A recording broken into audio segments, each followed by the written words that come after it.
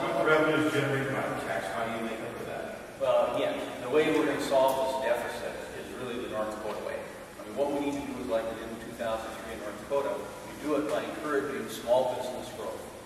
All right? And what hasn't happened, we have whole line of spending. We can't, and this is what's happening right now. There's this cloud of uncertainty around small business across America. They don't know what's going to happen. Last week, my opponent had an opportunity to fix the estate tax, to really reduce income tax, marriage penalty, and capital gains tax. And he was a deciding vote to kick the can and not do anything. And so, as was mentioned here, all the taxes that are set to expire will expire on December 31st. And on January 1, we're going to have an estate tax of 55%. So what we have to do is reduce the tax burden, encourage small business, have trust in government, and our economy can go back to grow way out. So again, how do we bring that up? Actually,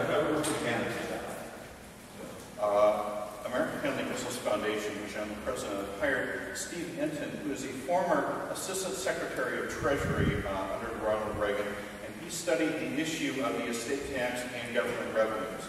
And he showed that the estate tax has such a destructive force on the gross domestic product of the nation, and he set up a complete economic model actually showing conclusively that for every $1 the government collects in death taxes, it actually ends up losing $2 that it would have gathered had there not been the death tax. So the death tax actually is a net revenue loser. But let me just simply put this in context.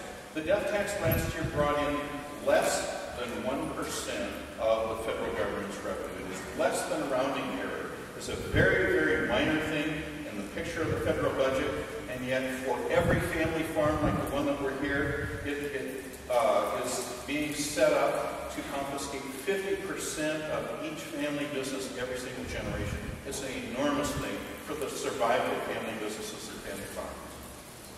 And again, just to reiterate, I mean, 1.5 million jobs. I mean, jobs are going to keep this economy going. Keeping taxes low, keep this economy going. Lowering, increasing these taxes, if we're lowered, will have a negative impact. Yes.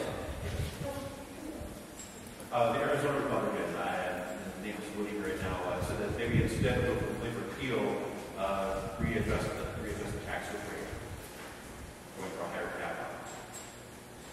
You know, I don't support that. I mean, I support repealing it. I think that's what's critical. I mean, we can move the numbers all around, but they're never indexed, they're changing. I mean, it creates just a lot of uncertainty. So again, my position is pretty clear. We should do away with the estate tax. That's going to create jobs, grow our economy, and help us address this deficit our country's facing. I think I'd like to answer the question that I asked earlier. Pomeroy presented a bill on the House floor, which passed in the House and was denied in the Senate, to keep the exemptions in 2009 extended permanently. Okay, do you understand why he did that? Because this year, there's no exemption. This year, there's no estate tax. So rather than let it expire in 2010, he said, quick, we've got to have a cap on it and tax at 45%. So, you see, George Bush proposed these taxes in 2001 and 2003. My opponent voted against them both times.